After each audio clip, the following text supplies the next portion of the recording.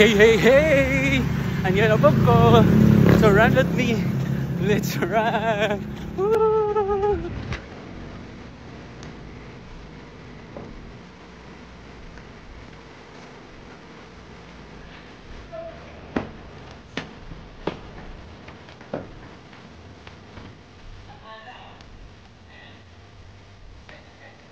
So hi guys, since na tayo bagong shoes ating break in, let's see if na siya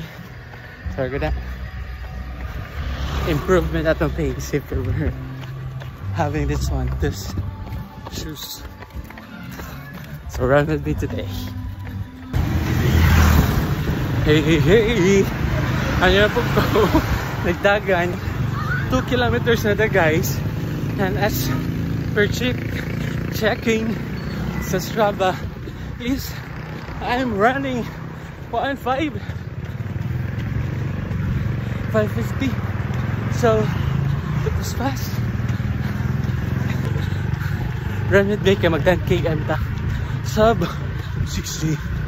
So hi guys, 5 kilometers, and surprisingly atong dagan is around 6 to 5, 550 to 6 ang pacing nato, and wow, 361 Flame 4 murag it helps you talaga.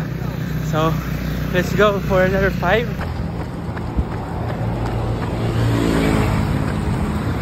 Hi guys, 7 kilometers. Hi guys, 9 kilometers and still have 1 para makumpleto na itong 10. And ako pinaka-hate mo dagan ulit magka-side stitch. Sakit kayo, maybe ginhawa lang daw ko na para mawagtang.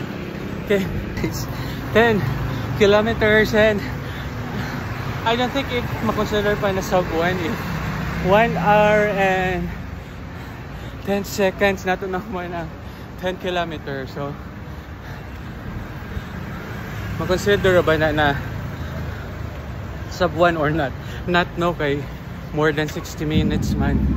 So better luck next time, but at least dako siya o kanang improvement because of the shoes 361. So dako tabang ang Flame 4 361. So kamo guys, gotta check out na sa Flame 4 361 kay upaspas ang imong pacing, or maybe just now lang na kay bago man siya first test sa sapatos. And mo lang to siguro maglahi ko og dagan for 2 kilometers para makumpleto ang ating 100k challenge sa Strava. Okay, bye! Check out na Flame 4 kay magatabang barato pa.